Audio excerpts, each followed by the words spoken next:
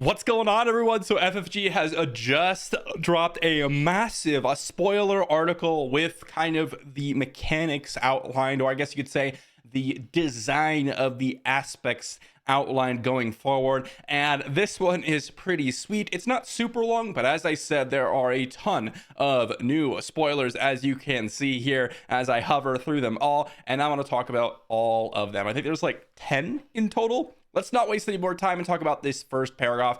Talk about vigilance and how vigilance has a particular emphasis on the grit keyword. Now, this is epitomized, they say, in a brand new card in First Light. Now, let me just zoom in here so you can get a little bit of a better look on First Light here. So First Light, I'll move myself over as well, is a 7 resource space unit 4/7 with grit, and each other friendly non-leader unit gains grit, and then the smuggle cost allows you to essentially deal 4 damage to something, sort of like a death trooper, except you don't get the attack on the damage on the opponent's units, in order for you to go ahead and get access to the extra essentially 4 points of attack power with that grit keyword. Now, this is pretty interesting as well. The smuggle cost, this is the first one that we've seen, is the exact same as the actual cost of the space unit itself. And so this is a great example of a card that just gives you a bonus effect for the same cost, depending on whether or not you actually want to take advantage of it. And this is exactly what I was curious about when looking at smuggle, because right now all we've seen is more expensive versions, because it's essentially just a free upside to have that on the card.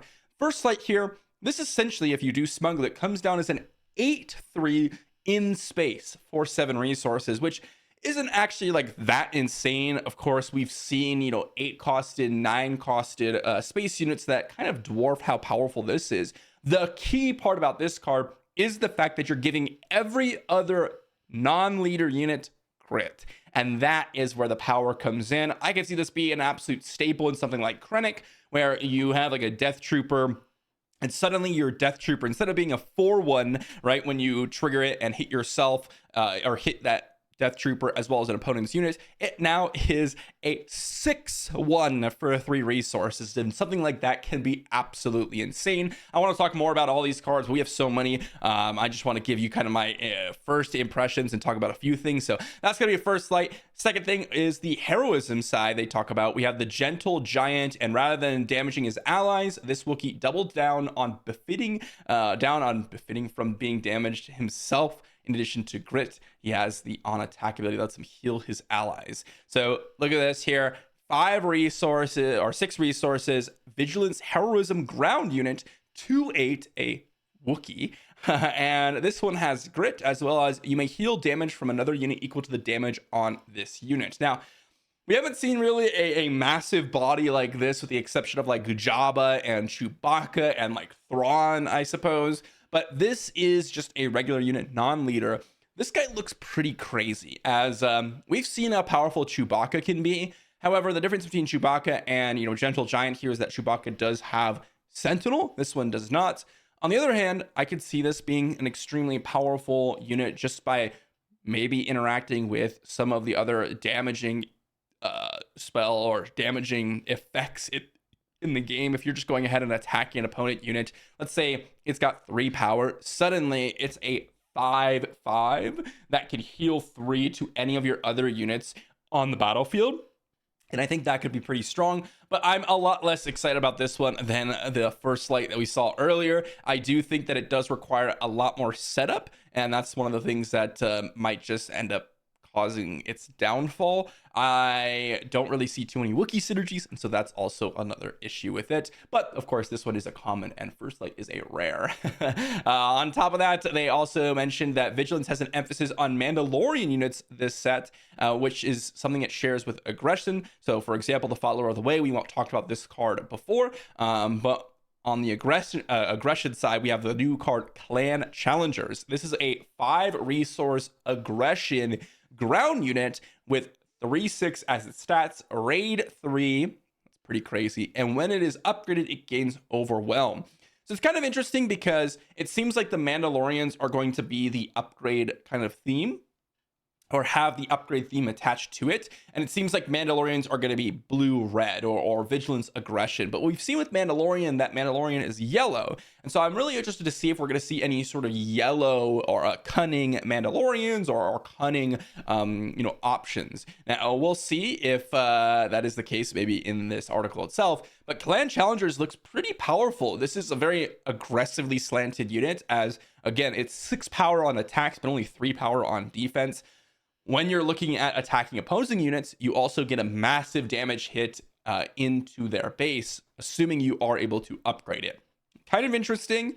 I'm not 100% convinced, but we have seen Bo-Katan as a Mandalorian leader in yesterday's spoilers, which was pretty cool. And perhaps I'll talk about that in a future video. But if you just give this a shield token, it gets overwhelmed. If it's an experience token, it gets overwhelmed. It doesn't have to be a specific upgrade.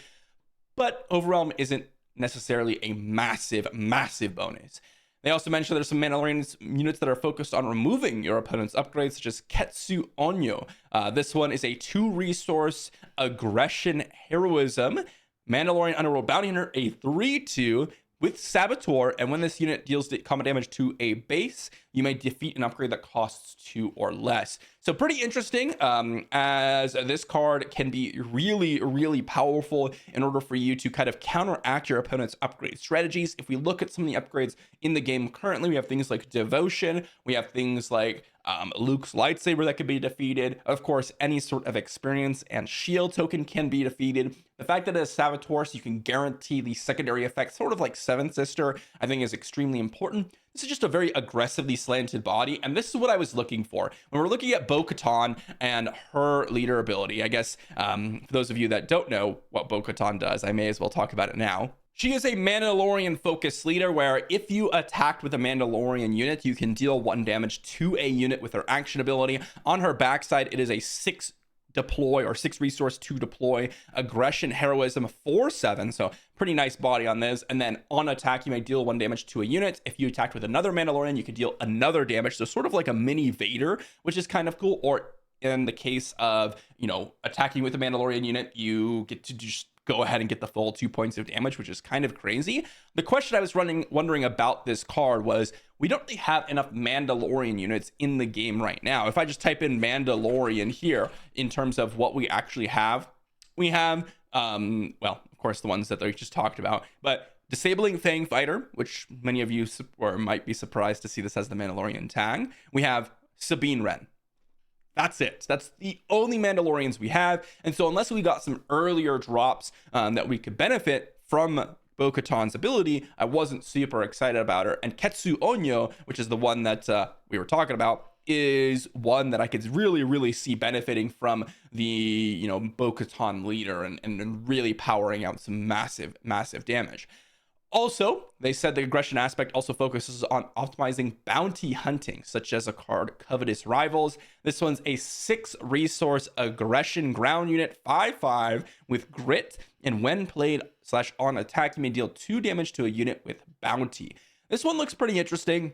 I'm not sure how impressive this will be, as of the cards that we've looked at so far, and we've looked at 1, 2, 3, 4, 5 now new cards, none of them have bounty on them. So you're going to be looking at something like Dr. Evazan, or something like that, or maybe an ability to place bounty on your opponent's units. I'm not really seeing the power of this card realistically yet, as a 5/5 for 6 resources is on the lower end of how powerful it can be. Grit is nice, but you don't really have any way to immediately trigger grit. Something like a Gorilla Attack Pod is a nice comparison, as that's a 4/6 with grit, but you can immediately ready it if your opponent's base is low HP, allowing you to immediately benefit either to attack your opponent's units and get that grit pumping, or just to attack your opponent's base. This one really needs some bounties on the battlefield for it to be quite impressive, and we will see if that is going to be the case.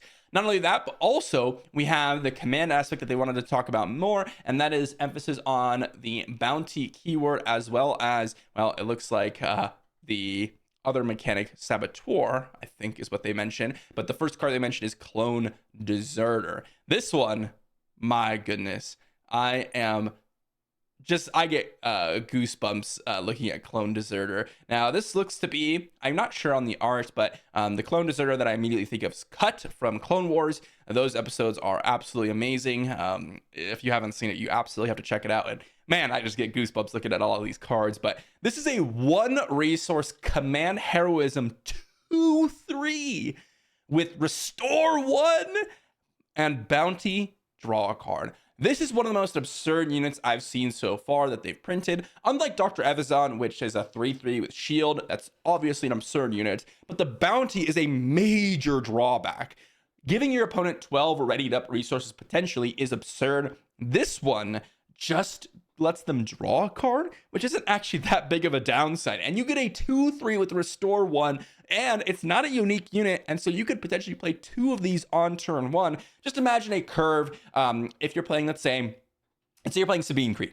Let's say you're playing Sabine Green, and you wanted to go, let's say, Clone Deserter, like Benthic 2 tubes, or Clone Deserter, R2D2, or Clone Deserter, or whatever other 1-drop. Maybe we'll get more 1 resource plays. It is just absolutely absurd that this card is, something that exists. I think this card is going to be really powerful. One of the biggest downsides I can see, however, is the fact that it doesn't have the Rebel tag. And if that is the case, then maybe it actually won't find a place. But a 2/3 with restore 1, it's got to be a good sideboard card at the minimum. On top of that, we have another inherent bounties. It looks like with Reputable Hunter, this is something that, or I guess you could say easily play units with inherent bounties, so that it kind of synergizes with the other bounty cards that you have. This is a 3 resource command ground unit, 3/4. If an enemy unit has a bounty, this unit costs 1 less to play. This seems really, really powerful if bounties are a prominent thing. A 3-costed 3/4 isn't insane. It's reasonable. It's not something that you're going to be like, oh wow, that is bad, I can't believe you're playing that in your deck. But a 2 resource 3/4, now we're talking. That is absurd with no real downside, by the way. And if Dr. Evazan becomes something that is extremely popular in the meta, I could see Reputable Hunter being also extremely popular, as it just trades into Evazan one for one, which is absolutely absurd. I could see this card being really powerful if your opponent actually ends up, or I guess you could say if the meta ends up being a lot of bounty cards. On top of that, we have Take Captive. A friendly unit captures an enemy unit, an enemy non-leader unit, I should say, in the same arena. Put the captured unit face down. That's what capture does under that unit. By the way, this is Obi-Wan in the art, it looks like. And my goodness, does that just look absolutely sweet. It is from what I can see in the card art, unless I'm like completely delusional here. This is the Clone Wars portion where they go ahead and take Obi-Wan captive in the Separatist base, and I believe Count Dooku is speaking with him. But this is a really, really sweet looking card, as we've seen the ability to remove enemy units sort of as just a blue or vigilance type of mechanic, but captured is a different type of mechanic in which you have to defend those units in order for them not to get their unit back, or you just be on the aggressive and have a temporary removal spell. I think this card could be very good. However, if you compare it to the other vigilance removal spells, such as Power of the Dark Side, Takedown, I think that this definitely lines up a little bit poorly as, well, a temporary removal spell that costs the same as a lot of the other removal spells, and you're not getting a body out of it or extra power on the battlefield, I don't think is very appealing. Again, the typical way these temporary removal spells work is that you get some other benefit out of it. This is just like a worse Strike True. In my opinion, like if you're going to play this, I would oftentimes rather, play Strike True, because you have to have a friendly unit anyways. And so I don't really see the huge advantage of this card. It's really when you play a card that like captures an opponent's unit, but gives you like a 2/2 on the battlefield, or gives you like an upgrade like Mandalorian's Rifle, where you're actually hitting your opponent for additional damage, is where I see these cards being really cool. Then we have the cunning aspect that I talked about last, and it's got an emphasis on capturing. They have Relentless Pursuit as the first card to exemplify this. Choose a friendly unit. It captures an enemy non-leader unit that costs the same or less than it. If the enemy unit is a bounty hunter, give a shield token to that unit. Nice little Cad Bane art there, pretty sweet. But This one, again, I see not a huge advantage. Similar to Take Captive, this one just seems to be strictly better than Take Captive, as Cunning, I guess, is more emphasizing capturing. So I'm not really sure what, I guess, is going on there. But this card seems decent. You get the shield token, which is quite nice, but again, this lines up poorly against the vigilance removal spells. I suppose this card's just probably pretty bad against the vigilance removal spell decks because they're not going to have a lot of units to capture. But again, I'm not seeing power being deployed to the board, and if that's the case, then I'm not really a huge fan of these temporary removal spells. On the other hand, we have L337, which is a pretty sweet card. I'm very much excited to see what this guy has to offer. This girl has to offer, I suppose. Cunning Heroism 2 resource ground unit. 2/2. When playing, you may rescue a captured unit. If you don't, give a shield token. And then this is a smuggle card as well with 4 resources associated with it with the same aspects. Now, 2/2 with shielded is pretty nice, and a 2/2 that could potentially save one of your units can also be pretty good. I'm curious how prominent capture will be. Again, based on what I'm seeing here, Take Captive and Relentless Pursuit honestly just look like worse cards than other cards I could play already in terms of what they're trying to do, which is temporarily remove your opponent's units off the battlefield. Like, I'd rather just play a Waylay instead of a Relentless Pursuit, or I'd rather just play a Strike True over Take Captive, both of which I don't think really kind of makes L337 look super exciting to me. But the nice thing about this is that you could smuggle it, because this is allowing you to put this card down as a resource early on in the game, and if the captured mechanic does come up, you can always save that unit if it was something that's really hard to get out of your opponent's unit. Lastly, we have the last card that they have here, the Ma Clunky.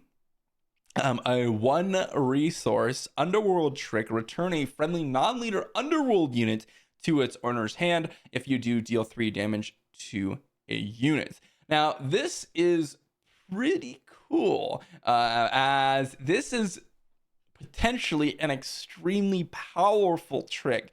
Here is something that I was thinking about. This is, if you look at this card and you potentially start returning some of your Underworld units that maybe your opponent wants to claim their bounties, or maybe they just want to go ahead and, you know, get some shields out. Like, let's say Dr. Evazan. I'm trying to look at any other Underworld units that we have potentially here in the new spoilers. I don't remember exactly which. Like First Light, you don't really want to be returning some of the more expensive ones, but I guess if we look back and look at Underworld units that we have in the game right now, you could be looking at, let's load. I'm trying to compare it to some other cards that we have here, but Underworld cards, we have things like, as I said, Dr. Evazan. Looks like Pirate Battle Tank is one that we didn't see here. I'm actually just a 4/6 Sentinel. We have like Privateer Crew, we have like Mercenary Company, but you kind of want to deploy something cheap in order for you to, you know, take advantage of it. One of the things that I was thinking about specifically, some of the ambush cards, so you could potentially restore their HP and ambush again. Some of the shielded units like Crafty Smuggler or Dr. Evazan, you can return this to benefit from the shield again, or you could just, you know, return something to deal 3 damage to opponent's units. It seems interesting. We'll see if the Underworld theme is prominent enough to give you a lot of value. One of the big things is Jabba the Hutt. This is what I was waiting for. I wanted to see some sort of Underworld Jabba theme that has a lot of tricks. And, well, this card is the first one that we really see as something that's exciting with Jabba, as this is an Underworld trick, okay? And that means that this is going to be free and draw you potentially another trick event with Jabba.